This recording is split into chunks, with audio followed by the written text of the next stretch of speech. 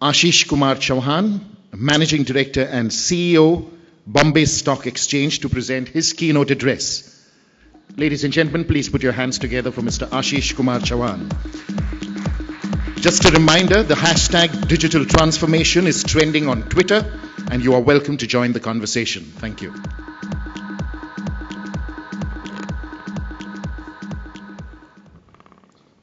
Honorable Minister of State for Information Technology, Government of India, Shri P.P. Chaudhary, Principal Secretary, Director of Information Technology, Government of Maharashtra, Shri V.K. Gautam,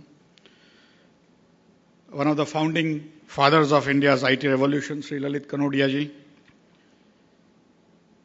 Ms.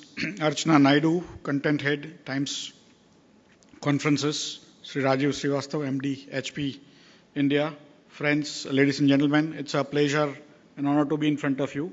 I think whatever had to be spoken on the digital revolution probably has been spoken from the government's perspective and everything else. So I will cover a few other points to give you a perspective of what is coming. For me, the technology is the only change that happens in the world. The society surrounds it. Society evolves around it. And technology comes in waves.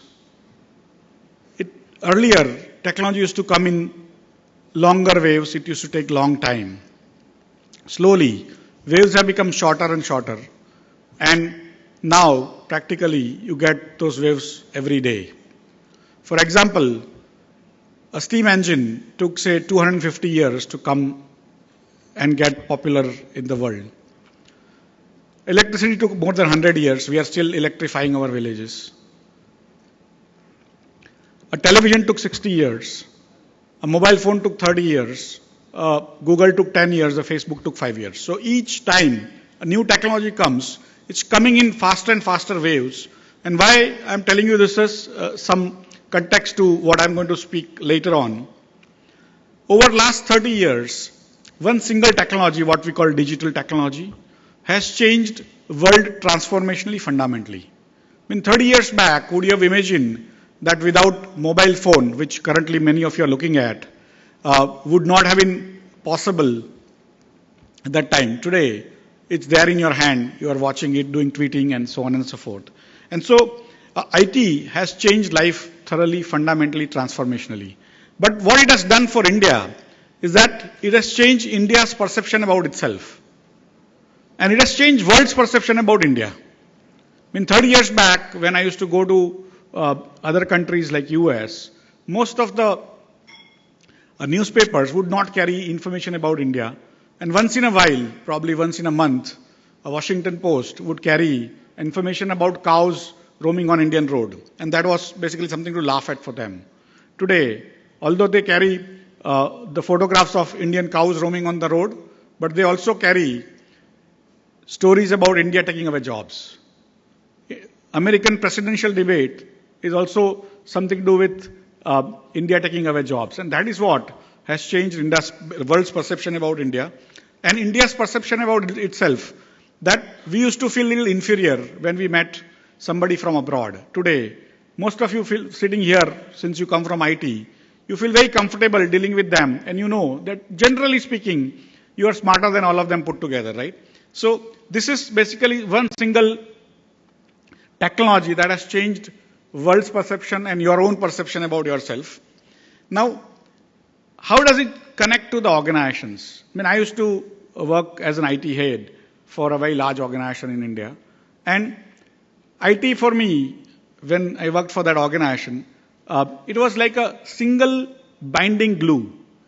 Today, the only person who knows everything about, or at least potentially has a capability to know everything about the entire organization, is the IT head. Otherwise, everyone is trying to get the information out of IT. A sales, a group will try to do something with IT. A marketing team is doing something with IT. Production is doing something with IT. Managing director is doing something with IT. Accounts is doing something with IT. So IT is the only glue that binds the organization. That will change, again, the organizations themselves fundamentally. Today, the way we are used to looking at the companies, the corporates, most of us work for corporates, some of us are consultants, but most of us are corporates, and corporates are going to change completely over next 20, 30 years. The hard corporates, as I call it, they are going to change to soft corporates. The teams are going to work in a very, very disorganized fashion, at least the way we currently look at. They will get together in different areas, different geographies, work together, and when the project is over, the work is over, they will stop working together. And then the new group will be formed where you will be working. And that is going to be another challenge, another change to the organization that is going to happen. It started with information in organization that we wanted MIS. So we kept on doing EDPs, data entry. And then it came to the accounts, and then it came to transaction processing with ERPs and so on and so forth. And then in logistics, in execution of stuff, and then it has come into production. And slowly, it's going to change production also fundamentally in many, many ways. Now, there are many businesses which are basically IT only. For example, stock market is one business where we produce nothing except the network. We have only computers connected with each other on a network, which is very wide network, millions of computers and mobiles connected. But effectively, we produce nothing. Even our service is delivered digitally. The shares are also delivered digitally. Money is delivered digitally. And everything is real time. So yesterday, I was watching one of the more interesting statistics about social media and internet and digital economy, that 7,000 tweets every second are done in the world. And I was kind of amused that at 7,000 tweets a second, Twitter is considered a very large organization. BSE has a capability to handle 500,000 orders in a second, all on open source, but with a response time of 6 microseconds. In 1 second, there are a million microseconds. And we give you a response time at 6 microseconds, that is 160,000th of a second. And we actually, on many days, we get 60, 70, 80,000 orders in a second easily. And all that information has to be given to all those millions of people watching information of BSE. And so, effectively, many things are changing. Things which are considered only ephemeral, social media and so on and so forth, are also businesses. They are practically the largest business in terms of market capitalization over the last 10 years. So the companies will change, the society will change, the governments will change, as Mr. Gautam said, and nations will change. They will change radically, transformationally, fundamentally using the newer technologies that are coming. And I have two hypotheses. That the wealth that will be created over next 30 years using 20 new technologies or 30 new technologies that are being worked upon will be more than that has been created in the last 10,000 years put together. And second hypothesis I have is that 70% of the jobs in next 20 years will be such that we have not even thought about it today. Many of the jobs which we know today will go away. And many of the jobs which we don't even think about today will come up. And there is a precedence in our own lifetime.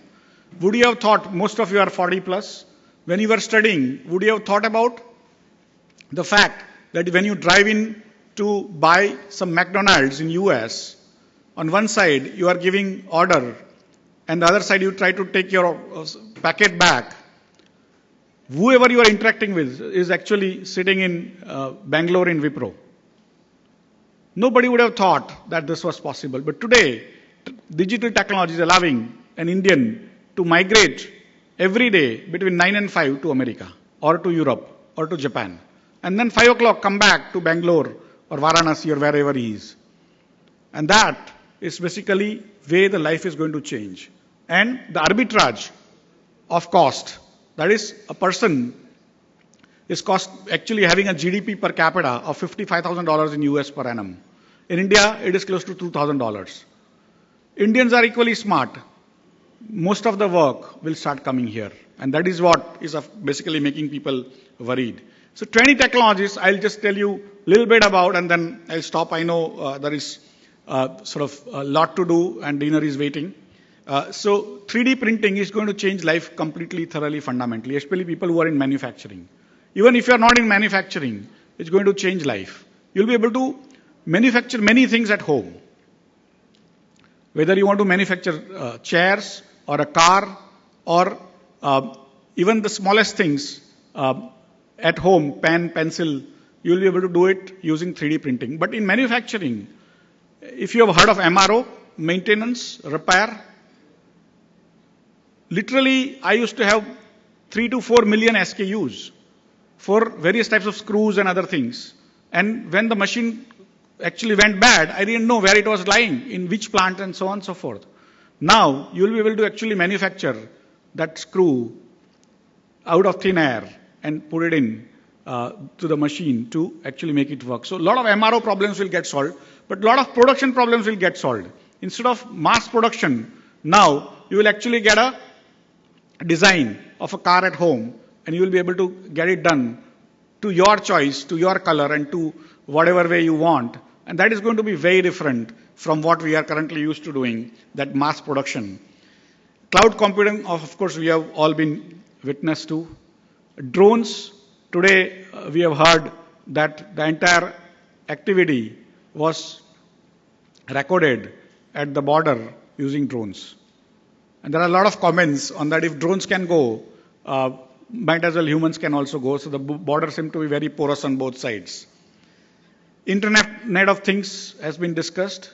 But if you think that there are 7 billion humans and probably they'll become 10 billion over the next 50 years, the number of equipments that is going to be connected to the internet and through that to each other is going to be probably 10 times larger or 1,000 times larger going forward. And all of that will be connected. In fact, yesterday there was one more news that a Tesla car, you've heard of Tesla, right? A Tesla car was taken over 12 miles away by Chinese hackers. So car was running, hackers could actually log into the car and actually make it run the way they wanted, as if they were playing video games.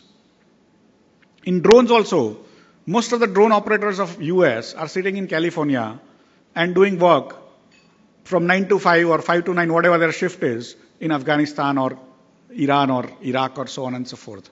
It is becoming that much more interesting, but you don't have to even physically move. Robotics is going to change life fundamentally again. But more importantly, I was worrying, or I was thinking about it today because it's a topical thing, that a year back there was a conference on robots in wars. And robots in wars, it was being discussed by that instead of sending people like what we did today, might as well you could have sent robots. And then they would have also sent robots. And imagine a third party actually hacks into both sides, robots of both sides, and makes them do whatever they want, right? So the scenario, what I'm describing, is not fantastic. It is going to happen. It's going to happen very soon, or probably it has happened and we don't know. But life is going to change very, very rapidly. Hexoskeleton, have you heard of hexoskeleton? It will allow you to lift probably 500 kilos of weight and run with it, because you will be able to wear certain equipments which will make you run or do things which you have not been able to do as humans before. Exoskeleton is going to change life. Big data is going to change life because it can predict things and so on and so forth. Artificial intelligence is something which is rapidly changing life.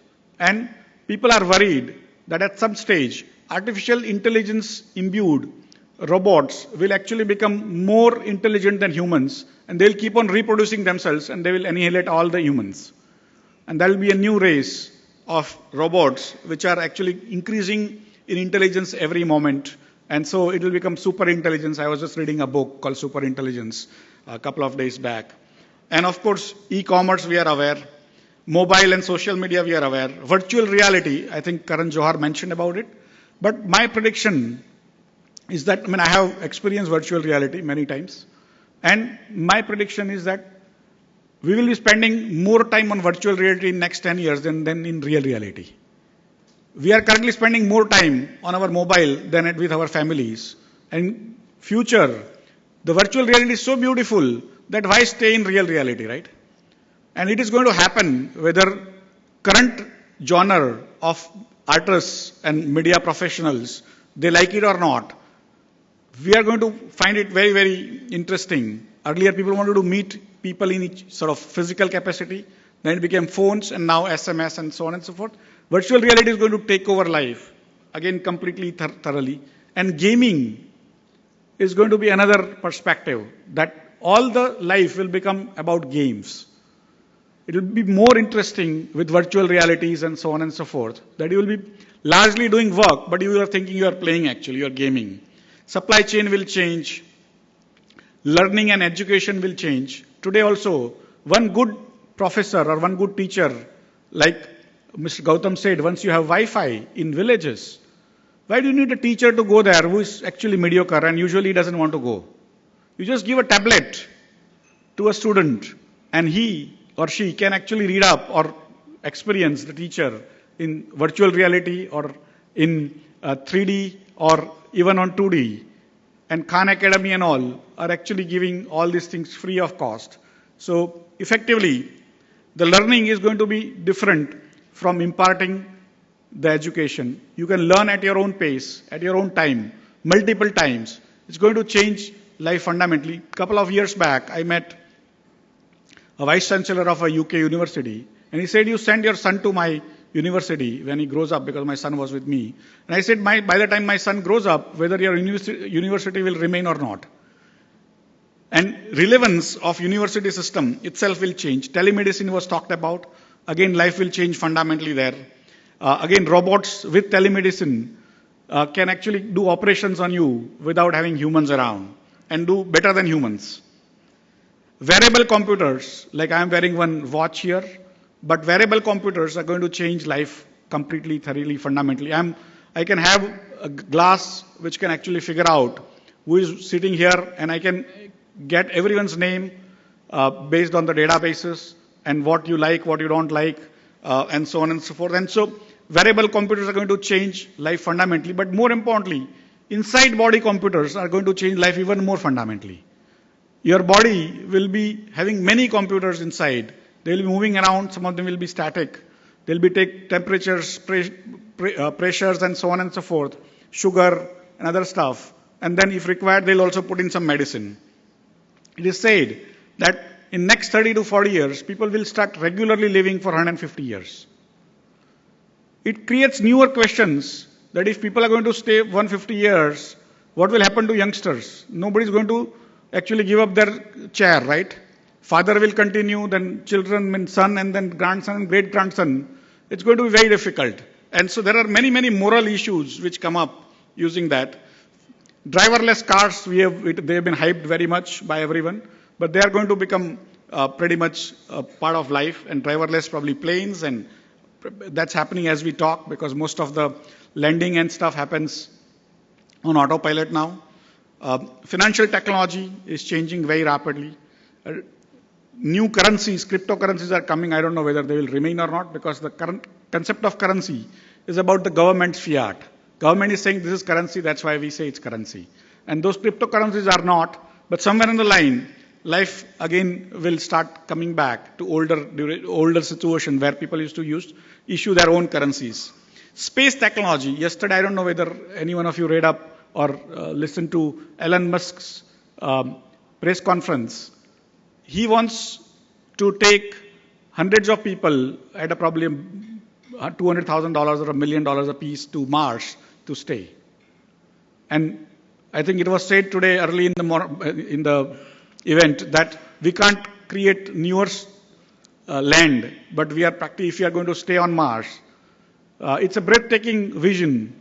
And although all the missions have gone to Mars, including India's mission, taking humans is a different caliber of problems, but staying there is going to be another issue. And space technology is going to be changing life thoroughly, completely, fundamentally going forward. Genetically modified agriculture will increase the production of agriculture the way we know it. And India has now taken leaps in that by creating their own genetically modified cotton and so on and so forth. So kudos to our scientists. But it's going to become very regular on many things. And genetically modified animals and humans is going to be another framework where many of the things, I mean, today people are doing it, taking genes of 2, 3 people and putting into the babies, and new babies are getting born as we talk. And so it's going to change life completely. BSE, as I said, can do many, many things. But today, over last 5 years, almost more than 90% of orders, close to 95% orders, come where humans are not involved. The thinking about the placing of orders on BSE is also done by computers. And orders are placed, they are taken back. 5 years back, we used to have 1 crore orders a day. Today, on a good day, we would get 60 crore orders in a day of 6 hours. And large part of it, 95%, is coming from computers. So it's changing very rapidly. Of course, we use it for risk management. We use for many, many things. But finance is going to change fundamentally. Stock markets are real-time things, like Karan Johar mentioned, that whenever they come out with movies, people get to talk about it on that morning. Whatever happens on BSE is talked about in that microsecond. That is the difference. And that's where we have 7 television channels watching whatever we do, and more importantly, whatever we don't do, and report to you guys on real time. And there are millions of tweets happening for BSE Sensex every day. So effectively, life is going to change, and India has a great opportunity because of its young people to learn this newer technology and create that wealth which is going to be created, which is going to be more than what has been created in the last 10,000 years. Next 30 years, young people are going to learn newer things and create those wealth. And India has young people who are technologically oriented, and that's why I believe India's future is great. And so thank you very much for calling me here. Really appreciate it.